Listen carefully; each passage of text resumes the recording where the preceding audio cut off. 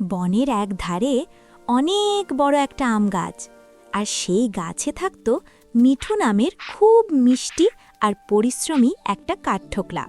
মিঠু সারা দিন গাছে ঠোকর মারত আর পোকা খেত, টক টক টক টক।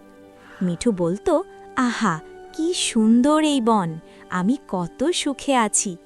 কিন্তু জানো তো, বনের অন্য ধারে থাকত এক অহংকারী ময়ূরী। তার নাম ছিল রানী ময়ূরী। ও মা, কি অহংকার তার! সে তার পালক ফুলিয়ে হাঁটত আর ভাবত সেই বনের সবচেয়ে সুন্দর। একদিন মিঠু খাবার খুঁজছিল, ঠিক তখন রানী ময়ূরী সেখানে এসে হাজির। ময়ূরী গলা কাঁপিয়ে বলল, এই কাঠঠোকরা, তুই অনেক সুন্দর কাজ করিস, আজ থেকে তুই আমার দাস। আমার রাজকীয় গাছের বাসা তুই ঠুকরে ঠুকরে সুন্দর করে দিবি। মিঠু তো অবাক, সে মাথা নিচু করে বলল, রানীমা, আমাকে তো শীতের জন্য খাবার জমাতে হবে, আমি আপনার দাস হতে পারব না। বাপরে বাপ, এই কথা শুনে রানী ময়ূরীর সে কি রাগ! তার চোখ দুটো একদম লাল হয়ে গেল। সে তার একটা জাদুকরি পালক বের করে মন্ত্র পড়তে লাগল।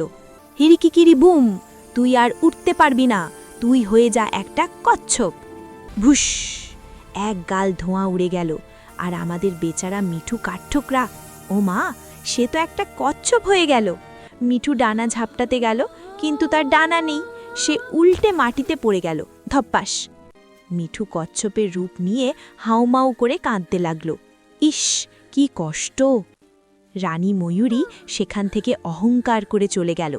ঠিক সেই সময় ছোট্ট মিষ্টি একটা টুনটুনি পাখি ওখান দিয়ে উড়ে যাচ্ছিল। তার নাম টুনি। টুনি দেখল একটা কচ্ছপ গাছের নিচে বসে কাঁদছে। তুমি কাঁদছ কেন গো কচ্ছপ ভাইয়া? মিঠু সব ঘটনা খুলে বলল। সব শুনে টুনির খুব মায়া হল। টুনি বলল, তুমি মন খারাপ করো না, চলো আমার বাসায়। টুনি কচ্ছপ মিঠুকে নিয়ে তার বাসায় গেল, কিন্তু টুনির বাসায় থাকত তার রাগী কাকিমা কাক আর বখাটে ভাই চান্টু কাক। কাকি কাক কচ্ছপকে দেখেই চেঁচিয়ে উঠল, কা কা, এটা কি নিয়ে এসেছিস? একে এক্ষুনি তারা আমার বাসা থেকে, বিনা পয়সায় খেতে এসেছে। চান্টু কাক কচ্ছপকে একটা ঠেলা মেরে বলল, যাও এখান থেকে, ধুর! কি দুষ্টু! টুনি কাকদের অনেক বোঝালো, কাকিমা প্লিজ, ও খুব অসহায়, ওকে থাকতে দাও। গ্রাম্পি কাক রাগে গজগজ করতে করতে বলল, ঠিক আছে, কিন্তু সব কাজ ওকে দিয়ে করাবি। এভাবেই কাটতে লাগল দিন। কাকি কাক আর চান্টু কাক সারা দিন মিঠুকে খুব খাটাত আর বকা দিত। মিঠু চুপচাপ সব সহ্য করত আর লুকিয়ে কাঁদত। টুনি আড়ালে গিয়ে মিঠুকে সান্ত্বনা দিত আর খাবার খাইয়ে দিত। একদিন কাকি কাক আর চান্টু কাক মিলে একটা শয়তানি বুদ্ধি করল। তারা ভাবল, কচ্ছপটাকে আজ রাতে নদীর জলে ফেলে দিয়ে আসবে। ও মা, কি ভয়ঙ্কর! টুনি লুকিয়ে তাদের এই ফন্দি শুনে ফেলল। সে দৌড়ে মিঠুর কাছে গেল। মিঠু ভাইয়া, আমাদের এক্ষুনি পালাতে হবে। টুনি মিঠুকে নিয়ে রাতের অন্ধকারেই বাসা থেকে পালিয়ে গেল। তারা হাঁটতে হাঁটতে বনের সবচেয়ে পুরনো বটগাছের নিচে এলো। সেখানে থাকতেন জ্ঞানী দাদাবাবু পেঁচা। পেঁচা দাদাবাবু চোখ বন্ধ করে ধ্যান করছিলেন। টুনি গিয়ে সব কথা তাকে বলল। জাদুকরি দাদাবাবু পেঁচা তার কোটর থেকে একটা জাদুকরি নীল জাম বের করে দিলেন। গম্ভীর গলায় তিনি বললেন, এই নীল জাম রানী ময়ূরীকে খাওয়াতে হবে টুনি, তাহলেই মিঠুর অভিশাপ কেটে যাবে আর অহংকারী ময়ূরী তার শাস্তি পাবে। পরদিন সকালে টুনি সেই নীল জাম নিয়ে সোজা চলে গেল রানী ময়ূরীর কাছে। ময়ূরী তখন আয়নায় নিজের রূপ দেখছিল। মিষ্টি গলায় টুনি বলল, রানীমা, রানীমা, আমি আপনার জন্য এক জাদুকরি জাম এনেছি।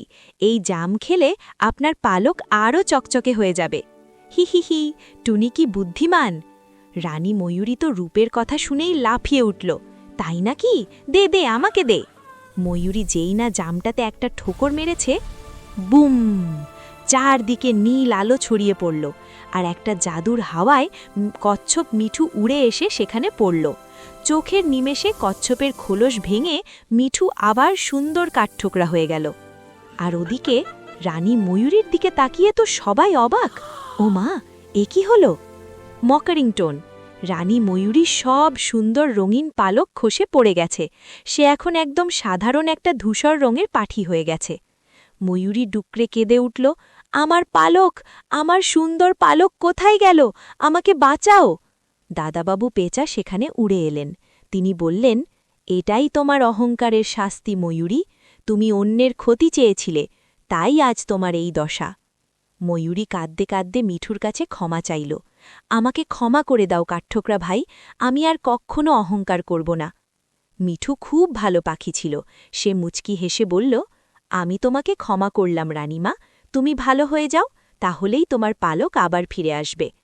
টুনি খুশিতে ডানা ঝাপটাল, ফর ফর ফর। এরপর থেকে মিঠু আর টুনি একসাথে বনের ভিতর সুন্দর একটা বাসা বানাল। কাকি কাক আর চান্টু কাক তাদের ভয়ে আর কোনো দিন ওদিকে আসেনি। আর মিঠু আর টুনি তারা সারা জীবন খুব সুখে শান্তিতে একসাথে কাটাল। কি বন্ধুরা, গল্পটা কেমন লাগলো?